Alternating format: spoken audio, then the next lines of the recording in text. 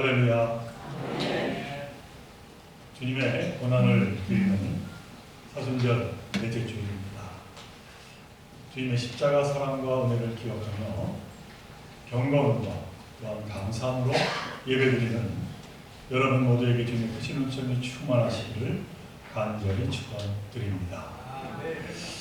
오늘은 벌써 3월 마지막 주일입니다만은 지나온 날들은 어떠하셨습니까?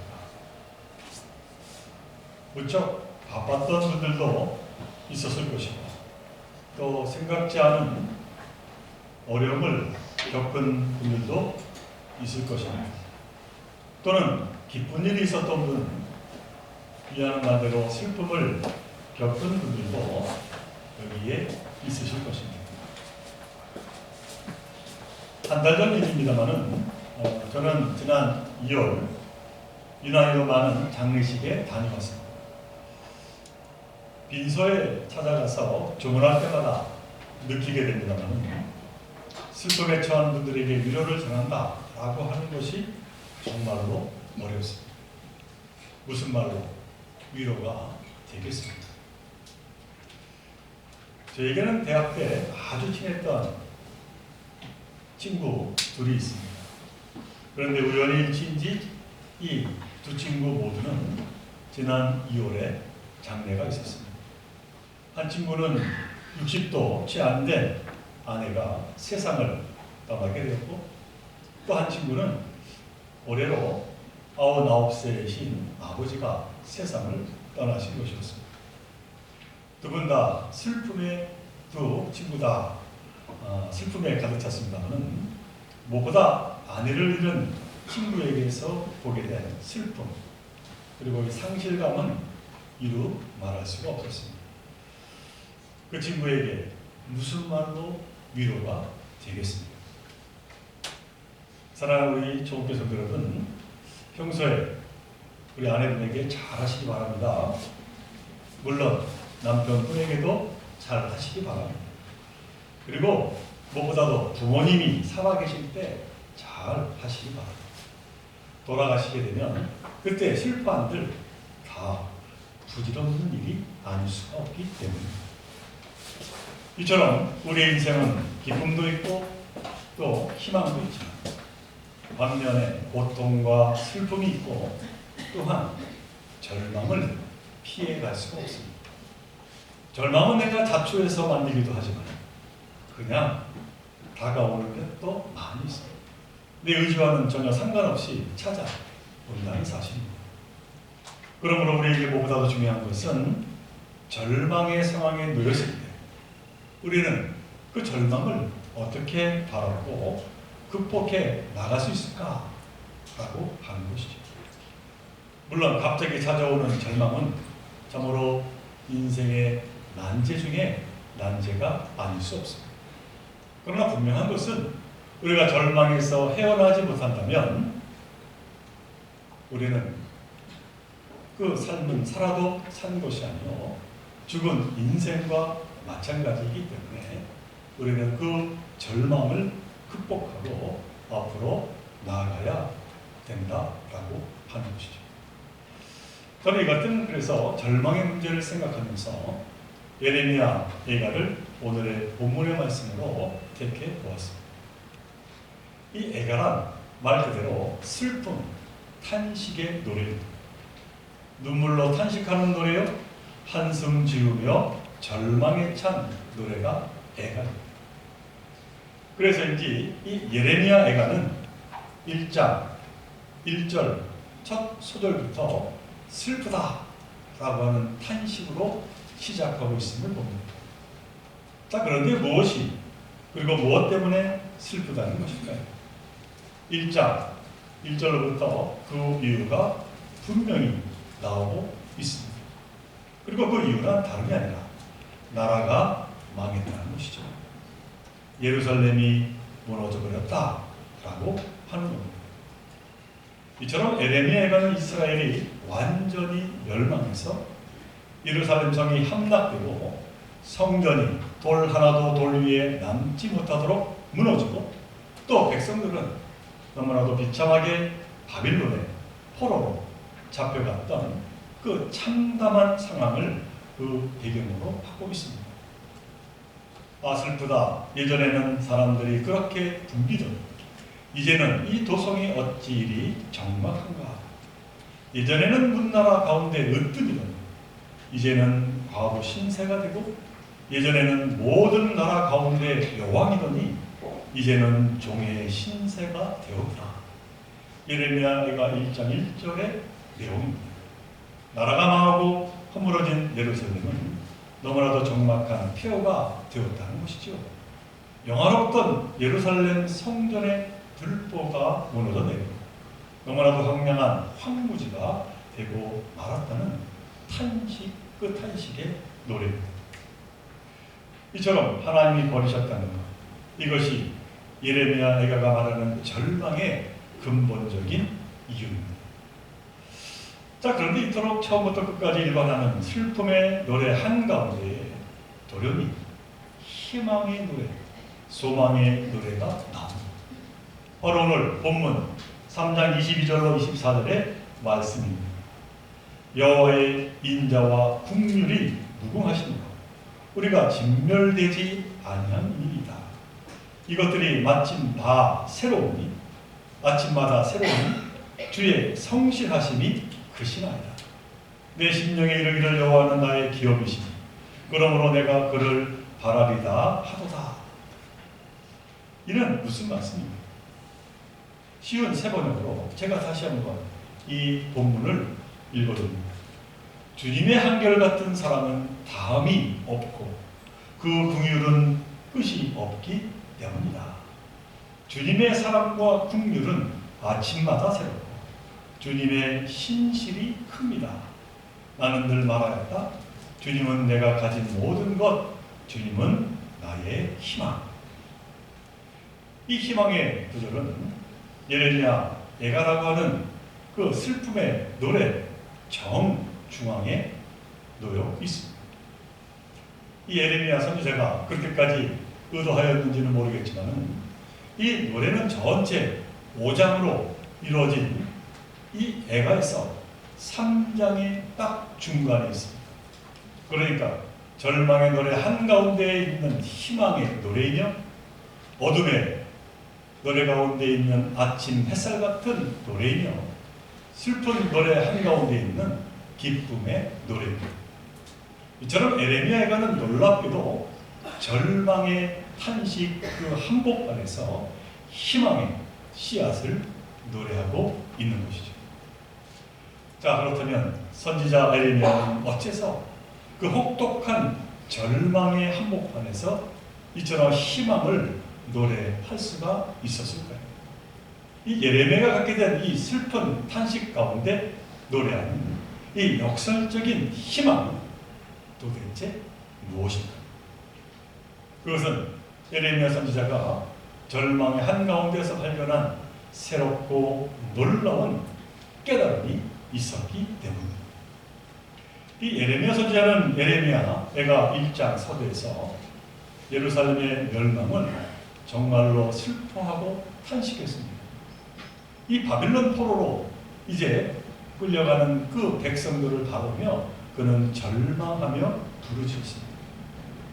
그렇게 슬프다며 눈물로 부르짖던 예레미야는 이 예레미야가 3장 1절로 3절에서 더 극해의 날에 이렇게 고백합니다. 나는 하나님의 진노의 몽둥이에 얻어맞고 고난 당하는 자다. 주님께서 나를 이끄시어 빛도 없는 캄캄한 곳에서 헤매게 하시고 온종일 손을 들어서 치고 또 치시는구나. 이는 무슨 말씀입니까? 이스라엘이 당하는 그 고통이, 내가 겪는 그 큰 슬픔과 절망이 다름이 아니라 하나님의 진노 때문이라는 것입니다. 내게 화살을 쏘아서 내 심장을 뚫은 것은 저들 이방인이지만 그러나 그 중심에는 하나님이 계신다는 것이죠. 사자처럼 이스라엘을 찢은 것도 하나님이시라는 겁니다. 저 바빌론 저 원수들이 아니고 말입니다. 하나님께서 내 얼굴을 땅에 잡아보시고 그렇게 나를 치고 또 쳐서 마침내 내가 하나님께 두었던 마지막 희망마저 사라지게 하셨다. 그러므로 너무나도 절망스럽다고 지금 에레미야가 고백하고 있는 것이죠. 이 얼마나 절망적인 상황입니까? 알고 보니 하나님마저 아니 하나님께서 직접 나를 치셨다니 더는 내게 무슨 희망이 있겠느냐라고 하는 고백인 것이죠. 정말 그런 것 같습니다. 하나님께서 때리시는데 그 누가 어떻게 피할 수가 있겠습니까? 하나님께서 몰아붙이시는데 우리가 어디로 도망칠 수가 있겠습니까? 누가 하나님의 진노를 감히 막을 수가 있겠습니까? 누가 하나님의 눈에서 벗어날 수가 있겠습니까? 완전한 절망입니다. 최악의 상황입니다. 마지막 희망의 보루이신 하나님께서 나를 버리셨다면 더 이상 참으로 그 어디에도 기댈 수 없는 그와 같은 절망에 떨어지게 된 것입니다. 그리고 여기에 더 사실은 슬픈 사실은 이스라엘의 그 일반 백성들은 너무나도 억울한 일이 아닐 수가 없습니다. 아니 백성들이 죄를 지어봐야 얼마나 지었겠습니까? 잘못해봐야 얼마나 잘못했겠습니까? 나라를 이끌어가는 왕을 비롯한 권세자들 그리고 종교 지도자들이 시키는 대로 따라 살아간 그러한 삶이 아닙니까?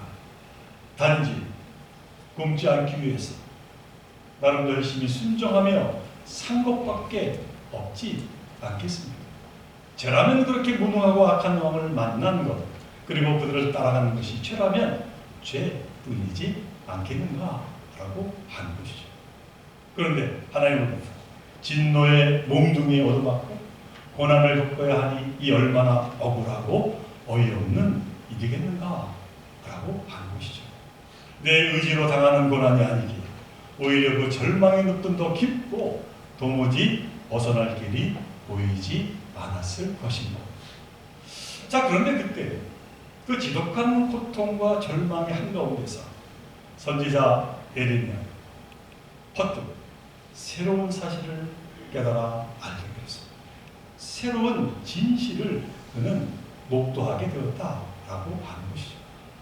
바로 이 고통이 인간에게서 온 것이 아니라 하나님에게서 온 것이라면 이 같은 절망이 인간의 어떠한 능력이나 음모에서가 아니라 하나님의 뜻 가운데서 온 것이라면 이 지독한 슬픔과 절망의 역사를 하나님께서 주관하시는 것이라면 그렇다면 그 반대로 희망은 어디에서 오겠느냐? 그는 다시 묻지 않을 수가 없게 된 것이죠. 그리고 에레미야는 바로 그때 새롭게 눈을 뜨며 깨달아 알게 되었습니다.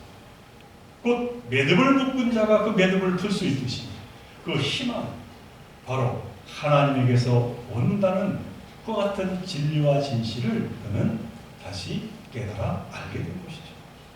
그래서 그 희망이 하나님께 있다면 눈앞에서 벌어지는 인간의 그 어떤 일들 때문에 이리 일비하고 불안해하고 전전긍긍하고 두려워할 이유가 없지 않겠느냐. 그는 그렇게 다시 깨달아 하나님께 서게 되었던 것이죠. 그래서 에레미야는 그와 같은 절망 가운데 이렇게 희망의 노래를 감히 다시 부를 수가 있게 된 것입니다. 하나님의 한결같은 사랑은 다함이 없고 그 국률은 끝이 없도다. 하나님의 사랑과 국률이 아침마다 새롭고 하나님의 신실하심이 크도다.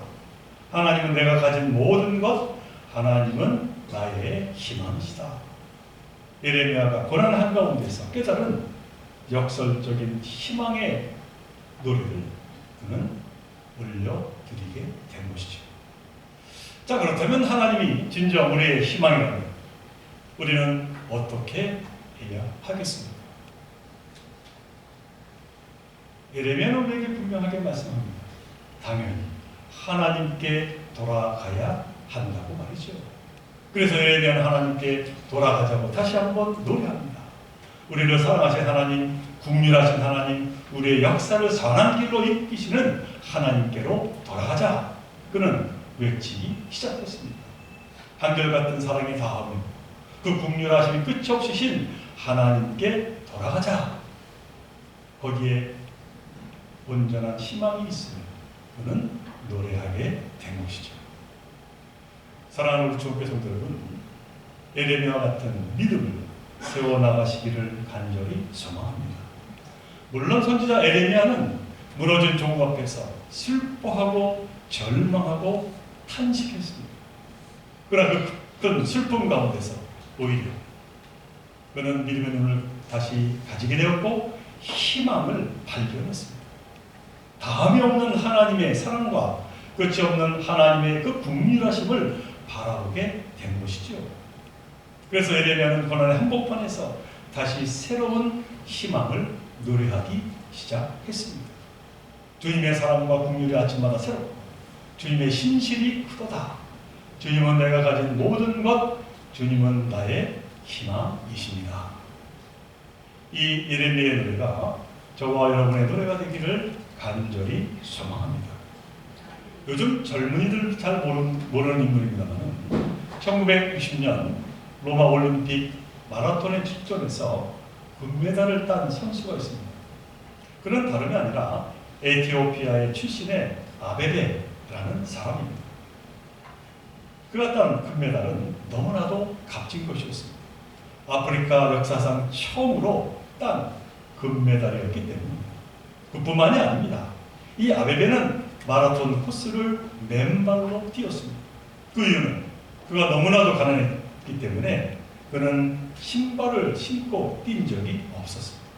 그래서 신을 신으면 제 실력을 드러내지 못했기 때문입니다. 그래서 그는 늘 하던 대로 맨발로 뛰었는데 놀랍게도 금메달을 따게 된 것이죠. 그래서 모두가 그를 높이 또 찬사를 보내며 그를 더욱 사랑했습니다. 당연히 그의 조국 에티오피아도 나라의 위상을 높인 아베베에게 감사했습니다. 그리고 특별히 이 에티오피아 나라에서 승용차 한 대를 그에게 선물로 주었습니다. 그 당시에는 대단한 선물이었습니다. 근데 그만 그 선물로 받은 차를 몰고 가다가 큰 사고가 나고 말았습니다. 그리고 그만 하반신이 마비되는 장애를 겪게 됩니다. 사람들은 이 사실에 대해서 너무나 가슴 아파했습니다. 더 이상 그가 뛰는 모습을 볼 수가 없게 되었기 때문입니다. 아베베 또한 너무나도 절망에 처했습니다. 그런데 이것이 웬일입니까? 4년 후에 아베베는 런던 장애 올림픽에 출전해서 이번에는 양궁으로 메달을 따게 되었다라고 하는 것이죠.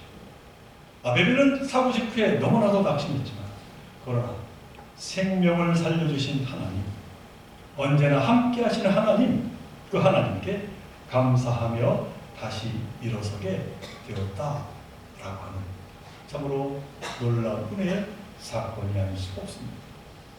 신약 사도행전에 보면 사도 바울은 그가 죄인으로 로마로 호송되어서 갈 때 14일 동안 지중해에서 모진 풍랑을 겪게 되었습니다.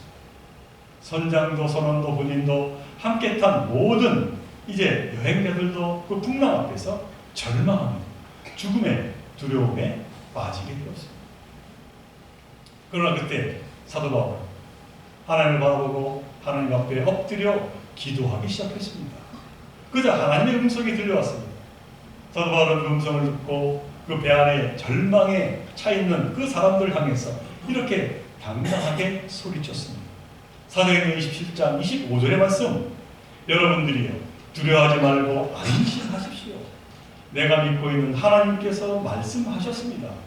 여러분들의 생명은 아무런 지장이 없습니다. 파손될지언정 여러분들의 생명은 다치지 아니할 것입니다. 사도 바울은 희망의 소식을 그들에게 전했던 것이죠.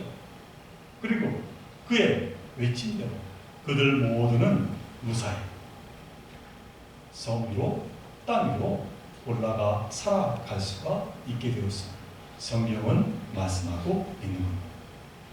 사랑하는 종교 성도 여러분, 우리가 살다 보면 때로는 원치 않는 고통과 고난, 더 나아가 절망스러운 일을 만날 때가 있습니다.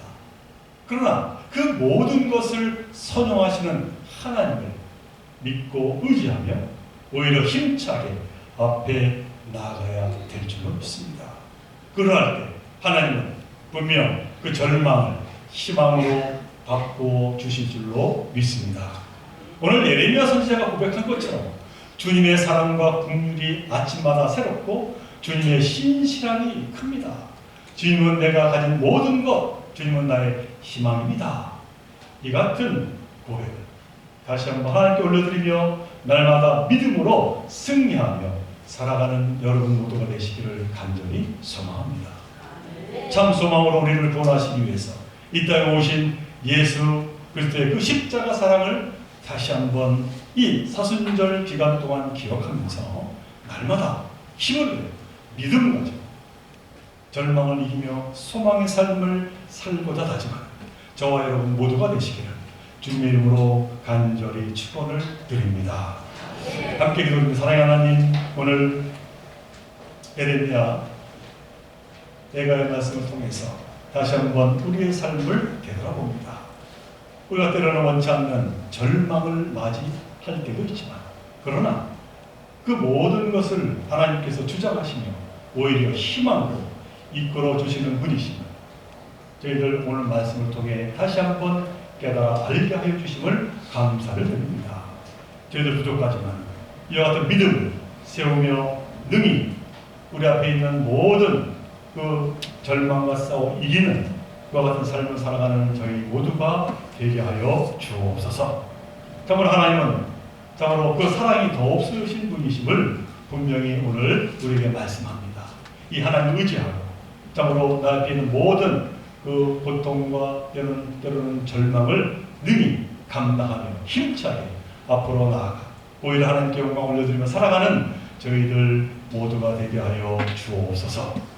이 모든 것 간절히 바라볼 때마다 우리 생명 되시는 예수님의 이름으로 기도드리옵나이다.